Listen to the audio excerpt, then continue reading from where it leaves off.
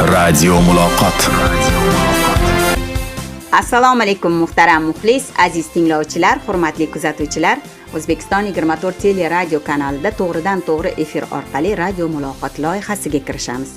Mikrofon qarshisida muallif Shoira Umurzoqova, rejissyorlik pultida Jasurbek Dehqonov hamkorlikda ishlayapmiz.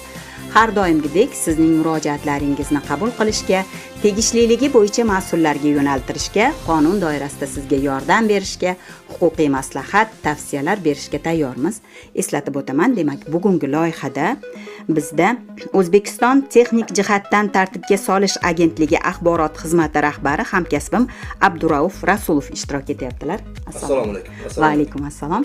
Abdurauf, sizni ko'rganimdan xursandman. Biz ko'p yillar hamkorlikda ishlaganmiz va bugun jurnalistlarga bo'layotgan o'sha bizning fikrimizga bo'layotgan e'tibor, bizning faoliyatimizga bo'layotgan e'tibor, har bir sohaning rivojida jurnalistning o'ziga yarasha mustahkam o'rni borligini ko'rsatib turibdi. Men sizday hamkasbim bilan ijtimoiy tarmoqlar orqali ham kuzatib boraman faoliyatinglarni va o'zingiz ishlayotgan o'sha yo'nalishdagi hozir javobliklaringizni ko'rib, to'g'risini aytsam, juda havasim keladi sizga. Ming rahmat. Juda ham xursand bo'laman. Endi bugungi biz loyihamizni o'ziga xos yo'nalishi bor. Bilasiz, biz deyarli 10 yillardan beri murojaatlar bilan ishlaymiz. To'g'ridan-to'g'ri efir orqali murojaatlar kelib tushadi.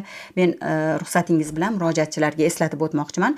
Biz dastavval ushbu yo'nalishdagi vakolatli vazifalar haqida ma'lumot olamiz va siz o'zingizni aynan shu yo'nalishda o'ylantirayotgan savollar va sizni qiynayotgan muammolar bo'lsa, maslahat olmoqchi bo'lsangiz, hozir to'g'ridan-to'g'ri efir paytida 286 32 10, 233 54 95 telefon raqamlariga qo'ng'iroq qilishingiz mumkin. Sizda yana ijtimoiy tarmoq orqali bizga hozirning o'zidayoq savol yuborish imkoniyati bor. 90 kodi bilan 825 26 84 Telegram raqamiga murojaat yo'llashingiz mumkin bo'ladi. Biz ekspertimiz bilan suhbatni davom ettiramiz. Abdurauf, bizga tushunarli bo'lishi uchun aynan mana shu yo'nalishning o'sha O'zbekiston texnik jihatdan tartibga solish agentligi faoliyati vakolatiga kiradigan vazifalar haqida eslatib o'tsangiz dastlab. Shoira opa, katta rahmat. Shu sizni aynan mana shu eshittirishingizni men har doim tinglab boramiz. Ming rahmat. Tajribali jurnalistsiz, ustozsiz. Va men har doim mana shu eshittirishingizni tinglaganimda haqiqatan ham bugun xalqimizning dardiga, xalqimizning muammolariga e'tibor qaratayotganligini men chin ko'ngildan his qilaman va mana shu eshittirishingiz orqali juda ham ko'plab mana shu muammolarga yechim topilayotganligi bo'yicha ma'lumotlarni berib borasiz. Hamisha ishlaringizga omad tilayman. Sog' salomat bo'ling. Endi Shoira opa, mana shu O'zbekiston Vazirlar Mahkamasi huzuridagi O'zbekiston texnik jihatdan tartibga solish agentligi faoliyatining ustuvor yo'nalishlaridan bittasi bu birinchi navbatda mahsulot va xizmatlarning sifatiga bevosita mas'ul idoramiz. Va bugun mamlakatimizda ishlab chiqarilayotgan milliy mahsulotlarning sifati, uni eksport salohiyati, iste'molchilarimizni va bozorlarimizni xavfsiz, ya'ni sifatli mahsulot bilan ta'minlashga bevosita mana shu O'zbekiston texnik jihatdan tartibga solish agentligi mas'ul.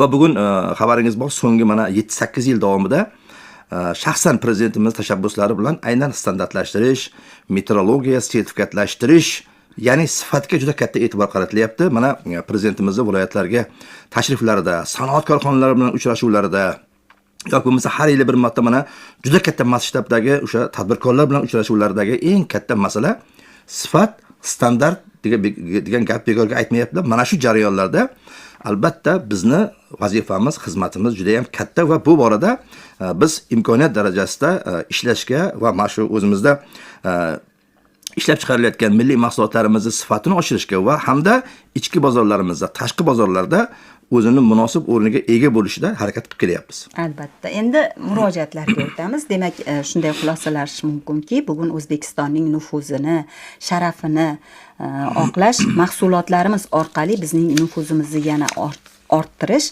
mas'uliyati zimmangizda turibdi. Keling endi mana shu yo'nalishda kelib tushayotgan murojaatlar va ularda qanday masalalar ko'tarilyapti, qanchalik hal etilyapti? Shoira opa, juda ham to'g'ri masalani ko'tardingiz.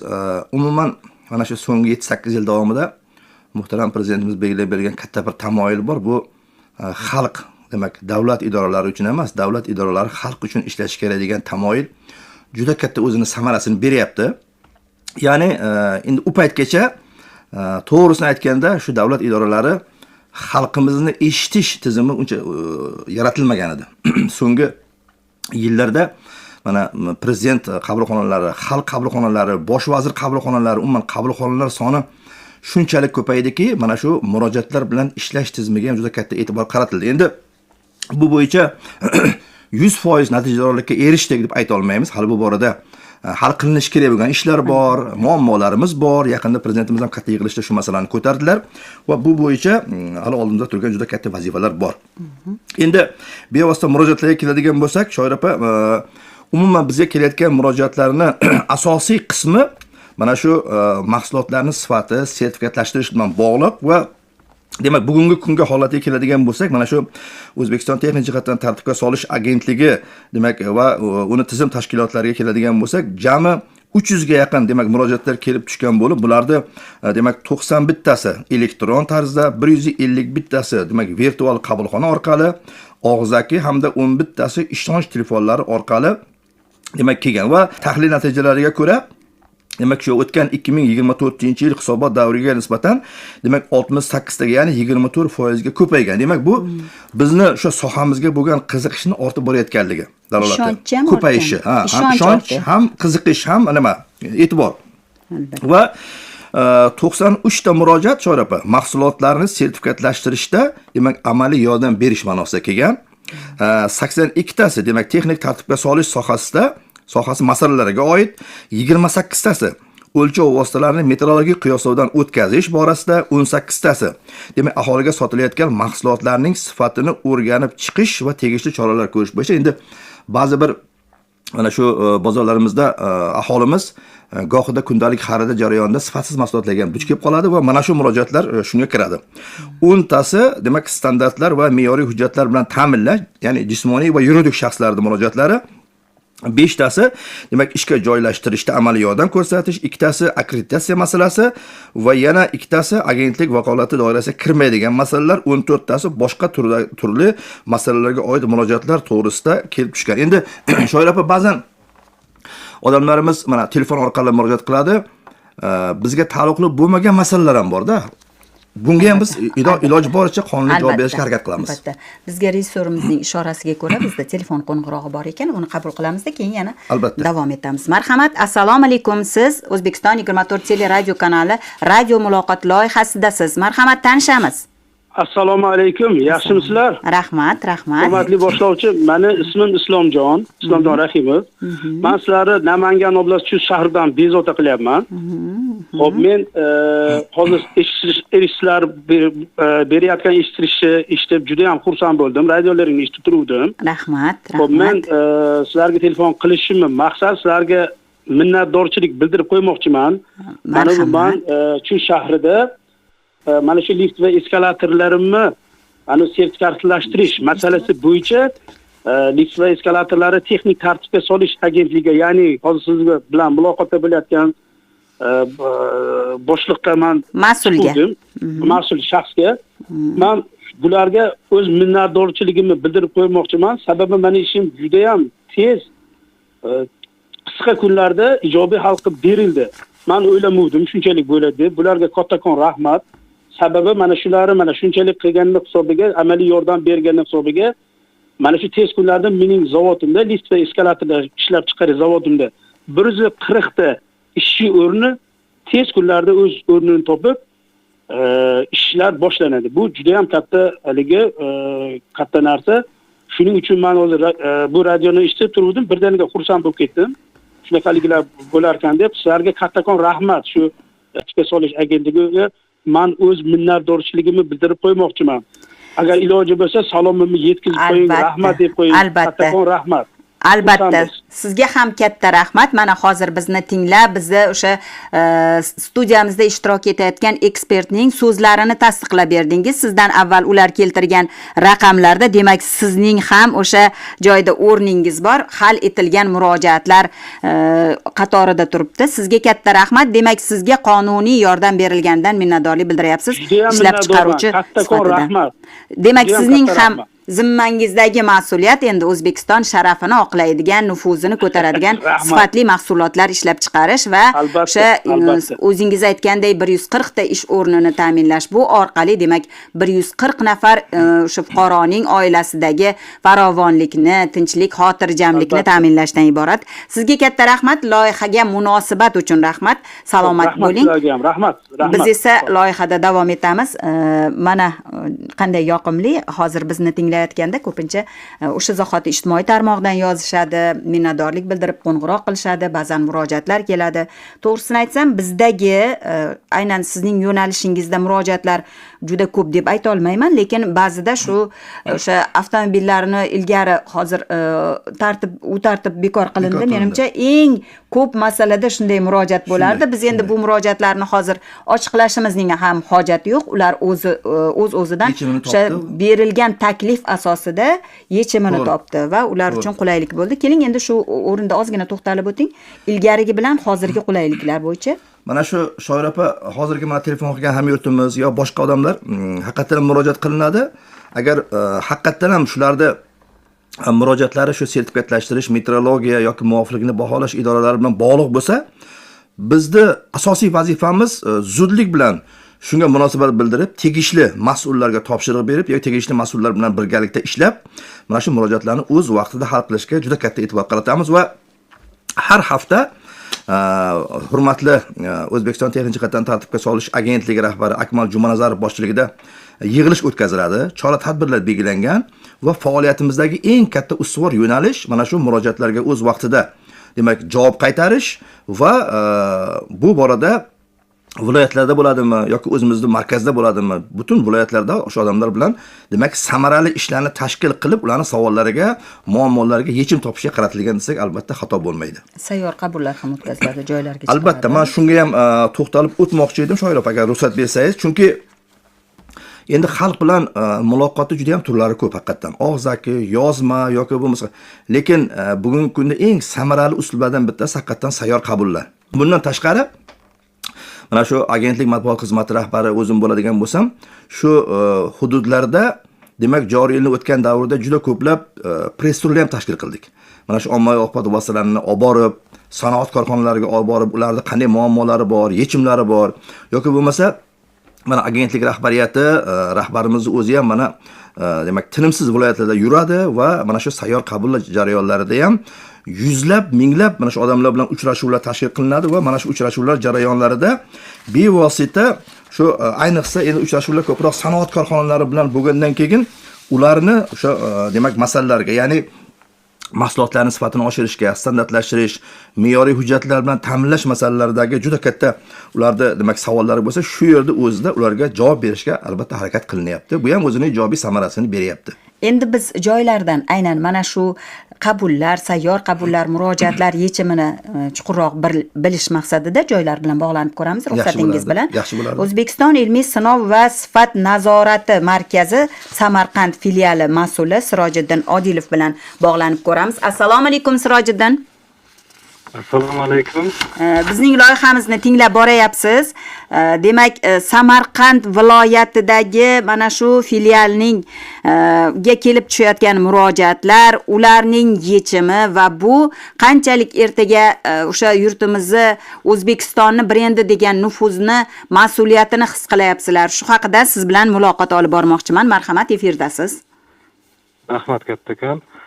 O'zbekiston ilmiy sinov va sifat nazorati markazi Samarqand filialiga faoliyati bo'yicha bugungi kunda biz mahsulot va xizmatlarni sertifikatlashtirish, mahsulotlarni sinash, eksportyor korxonalarga xalqaro standartlar bo'yicha konsalting xizmatlarini ko'rsatib kelmoqdamiz. Endi mahsulot murojaatlar tarkibiga keladigan bo'lsak, asosan bizga tadbirkorlik subyektlari murojaat qiladi. O'sha mahsulot sifatini xalqaro darajaga yetkazish masalasida, mahsulot sifatini yuzasidan o'sha Yevropa bozorlariga talablarni o'rganib, sinovni amalga oshirish, sertifikatlashtirish masalalarida murojaat qiladi. Xalqaro standart asosida sifat tizimlarini joriy etish bo'yicha ham juda ko'pgina murojaatlar amalga oshirilyapti. Misol uchun aytadigan bo'lsak, ISO 9001, ISO 14001 mehnat xavfsizligi menejmenti, halol, global gap, OIKTX standartlari bo'yicha juda ko'pgina murojaatlar bo'ladi va natijada xalqaro standartlar joriy etilishiga ko'maklashiladi.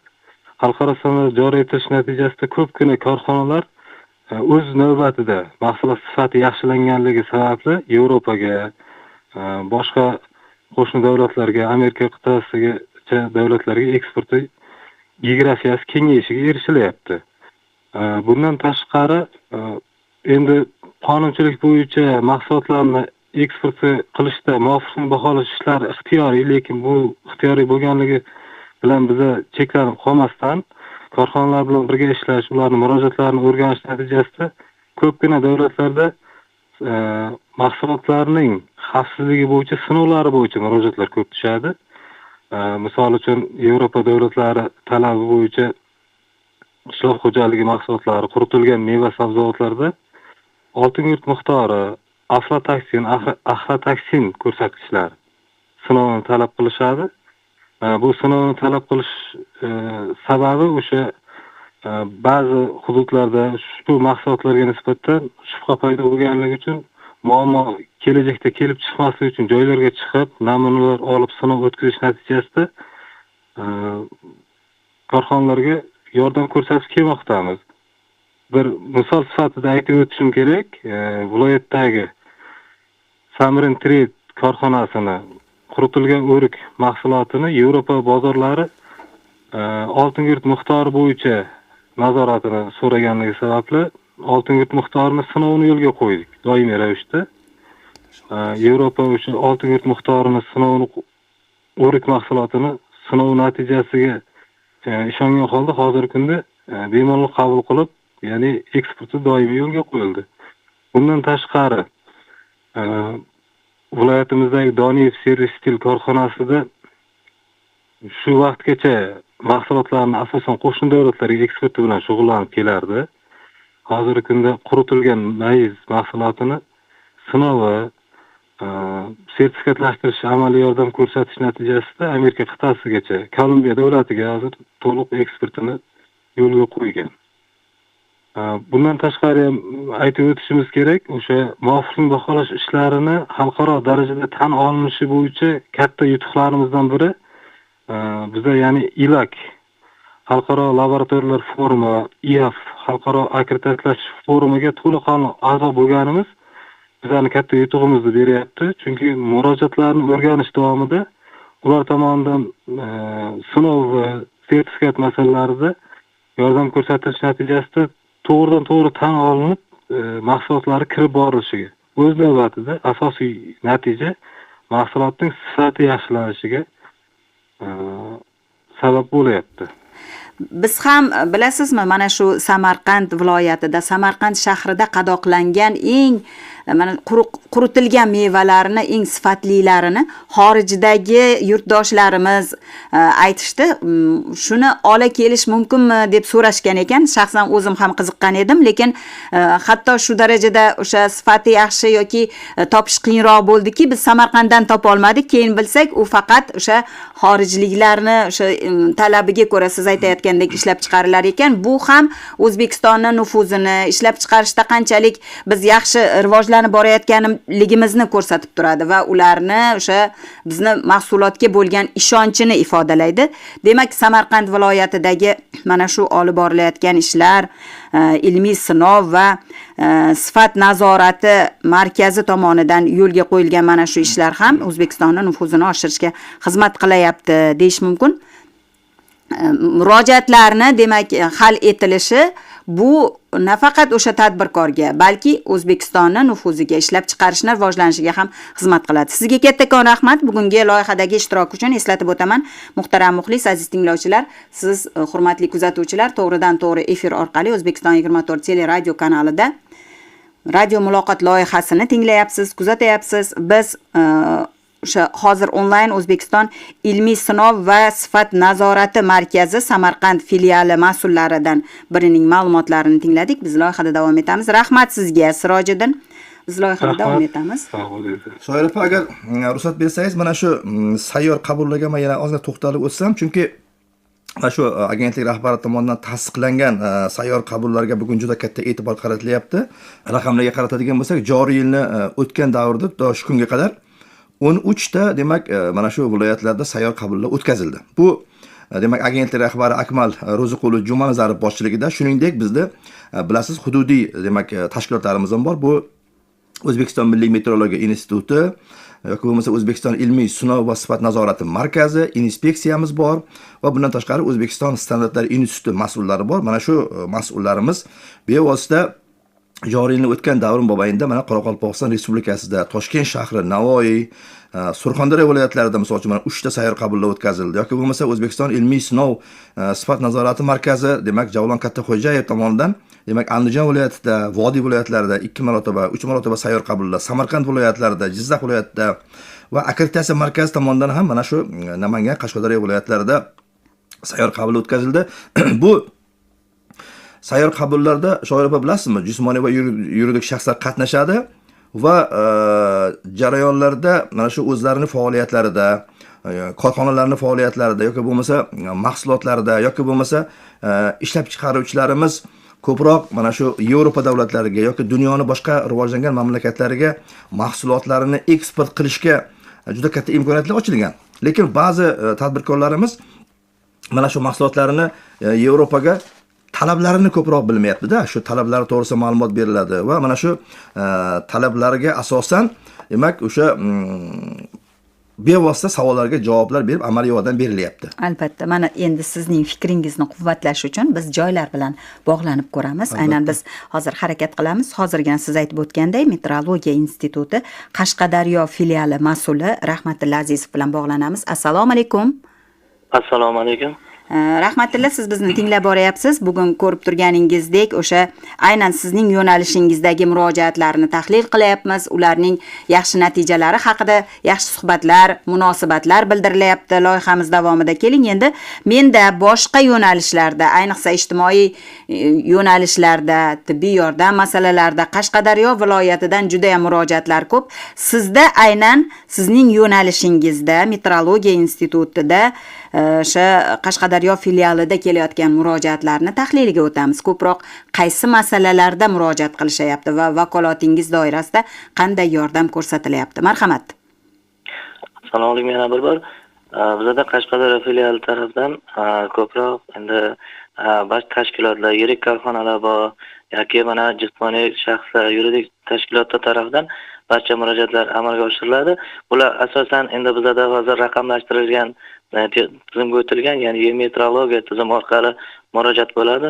Barcha murojaatlar o'sha meteorologiya dasturi orqali amalga oshirib beriladi. Endi hozirgi kunda ko'proq dolzarb bo'lgan muammolardan biri ayni yuridik Maladan tashqari jismoniy shaxslar maishiy, gaz, suv yoki elektron energiya hisoblagishlari bo'yicha murojaatlar kelib tushadi.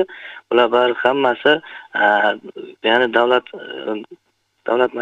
markaz tarafiga murojaat asosan murojaat qilishadi. Ulardan ta'minot korxonalari bevosita ular bilan bog'liq bo'ladi. O'sha ta'minot korxonalari ularni har bitta murojaat asosiga hisoblagichlarni yechib bizaga taqdim qiladi. Biza 3 ish kuni ichida ularni yaroqli yo yaroqsizligini ularga tasdiqlab murojaatlarini amalga oshirib beramiz. Hamkorlaringiz haqida ham aytib o'tsangiz, hozir bizni tinglayotgan muxlislarimiz yozishyapti. Demak, bizdagi suv va elektr o'lchagichlarimiz, gaz o'lchagichlarimizni nazorat qilishadimi bular? Agar ularda nosozliklar kelib chiqsa, bularga murojaat qilish mumkinmi yoki yo'qmi? Vakolatlariga kiradimi yo'qmi deb so'rashyapti ijtimoiy tarmoqdagi kuzatuvchilarimiz.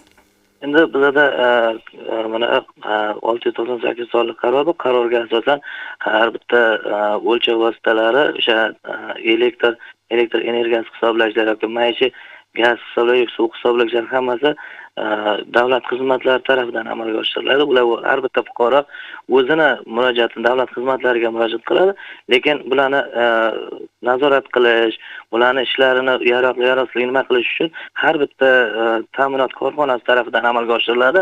O'sha ta'minot korxonasi tomonidan olib kelgan o'sha hisoblagichlarni biz uni tekshirib, o'sha jarayonda laboratoriya sharoitida ko'riladi. Laboratoriya sharoitida o'sha yaroqli, yaroqsizligini ko'rib beramiz. lekin ularni nazorat qilish, ularni yoki ularni keyingi nimasida qilish bu bizlarning vakolat doiramizga kirmaydi, faqat hammasi ta'minot korxonasi zimmasiga yuklatilgan. Saqlanishi va foydalanishini nazorat qilish sizlarning vakolatingizga kirmaydi. Demak, faqat uning haqiqatan ham to'g'ri ishlayotgan yoki ishlamayotganligini tekshirib berasizlar, shundaymi? Shunaqa, hozirgi kunda o'shalar hammasini o'sha ishonchliligini tasdiqlash uchun bizlarga qiyoslash va kalibrlash yo'nalishlarida amalga oshirib beramiz. Sizlarga to'g'ridan to'g'ri jismoniy shaxslar olib bormaydi o'zlarini o'sha o'lchagich jihozlarini, shundaymi? Yo'q, hammasi davlat xizmatlari tomonidan amalga oshiriladi. Albatta. Davlat xizmatlaridan keyin ular ta'minot korxonalari tomonidan bizga yechib olish dalolatnomasi bilan taqdim qiladi. Sizlarda asosan mana shuni ishlab chiqaruvchilar sizlarga taqdim etadi, tushunishimcha, shundaymi? O'sha foydalanishga yo'naltirishdan oldin, realizatsiyaga chiqarishdan oldin mana shu markazlardan sinovdan o'tadi, shundaymi? Shuni ishlab chiqarilgan paytida u turi bo'yicha o'sha metrologik attestatsiyadan o'tkaziladi. Ya'ni ta'minot o'sha ishlab chiqarish tomonidan ular birlamchi qiyoslash ko'riklaridan o'tkaziladi. Albatta. Sizga bugungi loyihadagi ishtirok uchun rahmat, minnatdorlik bildiraman. Agar sizda yana qo'shimcha qiladigan so'zlaringiz bo'lsa, tinglashga tayyormiz. Agar fikrlaringiz yakuniga yetgan bo'lsa, biz loyihada davom etamiz. Rahmat. Rahmat, salomat bo'ling. Eslatib o'taman, demak, biz Meteorologiya instituti Qashqadaryo filiali mas'uli bilan bog'landik. Biz esa loyihada davom etamiz. Abdurauf mana hozir bular aytayaptilar, jismoniy shaxslar murojaati bizda emas, o'sha aynan mas'ul bizning vakolatimizda ishlab chiqaruvchi. Demak, mana shu elektr hisoblagichlar yoki umuman hisoblagichlar birinchi sizlardagi o'sha mana shu faoliyatingizda nazoratdan o'tib, undan keyin foydalanishga yuboriladi, shundaymi? Albatta, bu ishlab chiqarish jarayonida birinchi asosiy mas'uliyat ishlab chiqaruvchida.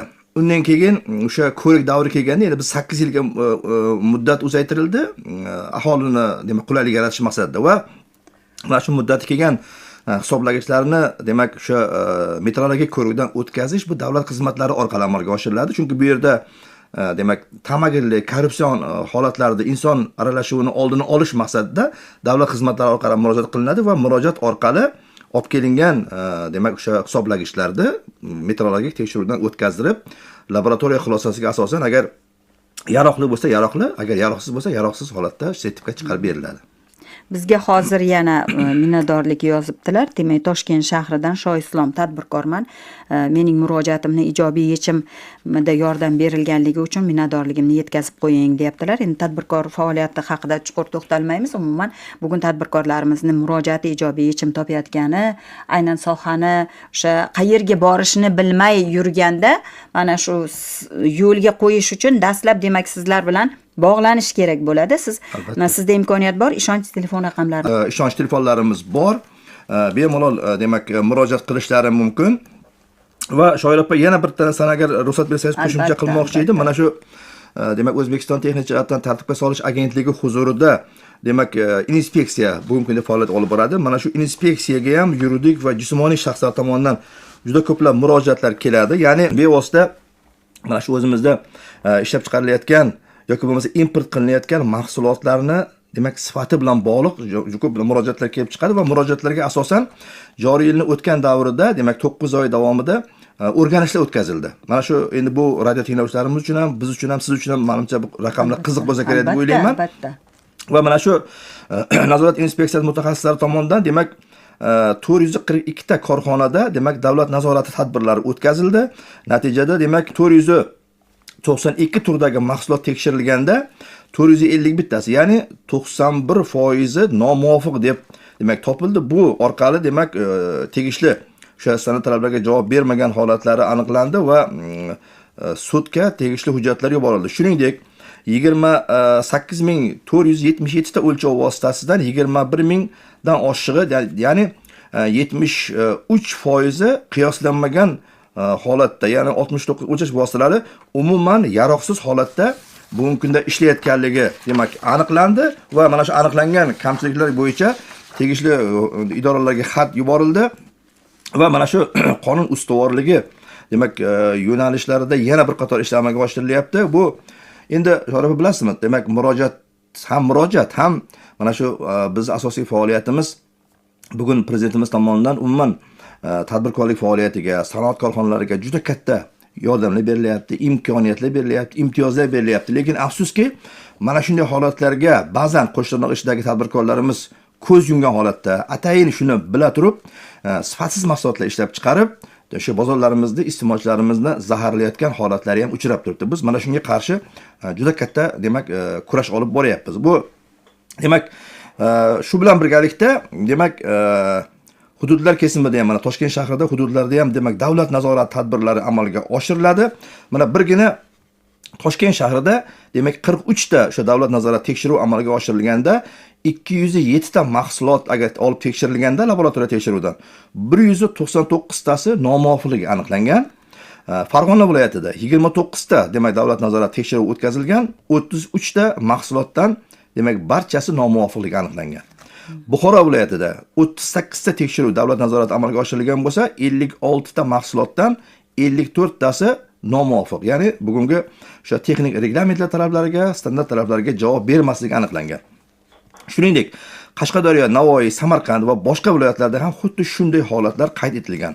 Bu ko'rsatkichlar demak mahsulot sifati va standartlariga rioya etish borasida hali ham yetarli darajada demak e'tibor talab etilishini ko'rsatyapti. Bu profilaktika tadbirlarida biz inspeksiya xodimlari hududiy filiallarda mana shu sanoat korxonalari bilan 1 marotaba, 2 marotaba, 3 marotaba juda ko'plab mana shu profilaktika tadbirlar o'tkazilib, ularning faoliyatini yaxshilashga, shu mahsulotlarning sifatini oshirishga juda katta amaliy yordam beryapti. Lekin afsuski, guruch kurmaksiz bo'lmaganidek, ba'zi bir mana shu soxta qo'shtirnoq ishdagi tadbirkorlarimiz mo'may daromadni demak maqsad qilib sifatsiz mahsulotlar, ya'ni bozorlarimizga shunaqa mahsulotlar holatlari uchrab turibdi. Bu afsuski, bugungi davlatimiz olib borayotgan siyosatiga, prezidentimiz siyosatlariga bu albatta to'g'ri kelmaydi. Shuning uchun bu borada hali oldimizda turgan juda katta vazifalarimiz bor. Mana shu tadbirkorlar bilan, sanoat korxonalari bilan ishlab, ularning qonuniy faoliyatlariga albatta qo'limizdan kelgancha amaliy yordamni beramiz. Abdurauf, hozir to'g'risini aytsam, men bu raqamlarni eshitib qo'rqib ketdim. Mana shularning ichida oziq-ovqat mahsulotlari ham bor. Albatta, turli xil mahsulotlar bor. Oziq-ovqat bor, elektrotexnika mahsulotlari bor.